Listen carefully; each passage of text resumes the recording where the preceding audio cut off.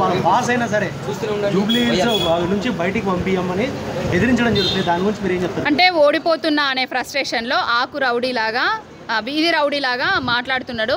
ఒక MLA ticket వచ్చిన తర్వాత మాట్లాడాల్సింది ఒక కాంగ్రెస్ పార్టీ నుంచి వెళ్ళి నేను గిది చేసిన 60 ఏండ్లల్లా మాకు అభివృద్ధి చేసినాము అని చూపించేది లేక ఎవరైతే ప్రచారం చేస్తున్నారో ఆ ప్రచారం చేస్తున్న వాళ్ళను బీఆర్ఎస్ పార్టీ శ్రేణులను భయపట్టే విధంగా వ్యాఖ్యలు చేస్తున్నాడు. భయపడడానికి రౌడీలం కాదు, బీఆర్ఎస్ పార్టీ సైనికులం, బాపు కేసీఆర్ గారి సైనికులం. నువ్వు ఎన్ని అవాకులు చెవాకులు భయపట్టే కార్యక్రమాలు చేసినా కూడా మా ప్రాణం పోయినా కూడా మేము బీఆర్ఎస్ పార్టీ గెలుపు కోసం వీధి వీధి వాడ ఇల్లు తిరుగుతాము, ఓట్లు వేయించుకుంటాము, గెలుస్తాము కూడా.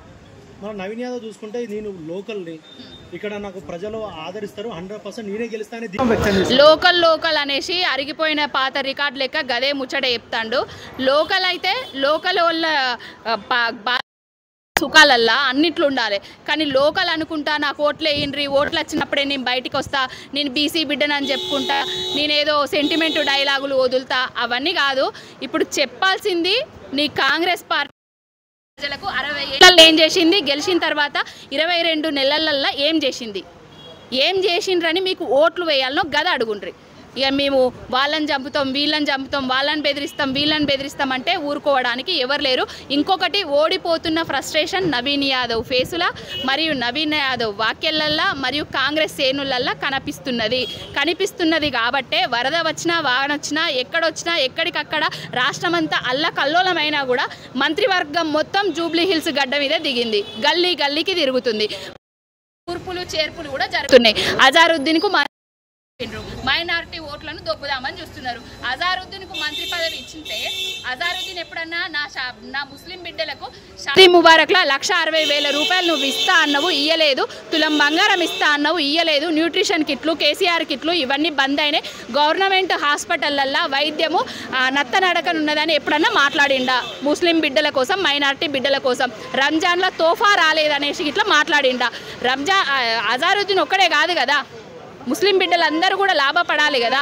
వాళ్ళ కష్ట సుఖాలలో భాగమైంది గోపన్న గారు కదా. సునీతక్క గారికే ఓట్లేసి గెలిపిస్తామనేసి ఇల్లు తిరిగినప్పుడు కూడా మేమందరం ఓట్లేస్తాం, మా మది నిండా మా మనసు నిండా గోపన్ననే ఉన్నాడు, కేసీఆర్ గారు ఉన్నారు, డబుల్ బెడ్రూమ్ ఇల్లు వచ్చినాయి, దళిత బంద్ వచ్చింది, బీసీ బంద్ వచ్చింది, మైనారిటీల సంక్షేమం కోసం చాలా చేసిండ్రు, గురుకులాలు కట్టించిండ్రు, మా బిడ్డలు డాక్టర్లు అవుతున్నారు, ఇంజనీర్లు అవుతున్నారు అని చెప్తున్నారు. రైమత్ నగర్ డివిజన్లో చాలా దాదాపుగా 1,000 కోట్ల రూపాయలతోటి వాటర్ రిజర్వాయర్ని కట్టినాము, అంబేద్కర్ స్టడీ సెంటర్ని కట్టినాము, ఫంక్షన్ హాల్ కట్టించినాము, గల్లీకి సీసీ రోడ్లు వేయించినాము.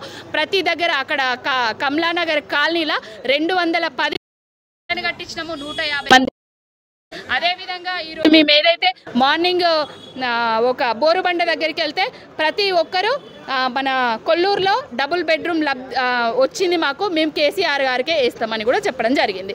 ప్రతి ఇంట ప్రతి వాడ, ఓన్లీ జూబ్లీ హిల్సే కాదు యావత్ తెలంగాణ చూస్తుంది. తెలంగాణ ప్రజలందరూ జూబ్లీ హిల్స్ ప్రజలు విఘ్నులు, మేమందరం మోసపోయినట్టు వాళ్ళు మోసపోవద్దు.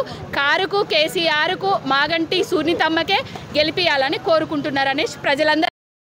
అమీర్పేటకు పోయినా కూడా అమీర్పేట వాసులు కూడా ఏదో షాపింగ్కి వెళ్తే మీకు అక్కడ జూబ్లీ హిల్స్లో మాగంటి సునీత గారు కారు గుర్తే గెలుస్తుందని చెప్తున్నారు.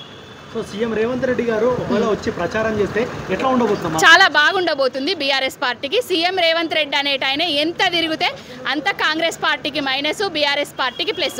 ఎందుకంటే సీఎం రేవంత్ రెడ్డి వచ్చిందంటేనే 6 గ్యారంటీలు గుర్తుకొస్తాయి, 420 హామీలు గుర్తుకొస్తాయి. అతిపెద్ద విషయం ఏంటంటే హైడ్రా గుర్తుకొస్తుంది, ఇండ్లు కూల్చేది గుర్తుకొస్తుంది. ఆయన ఎంత తిరిగితే బీఆర్ఎస్ పార్టీకి అంత ప్లస్.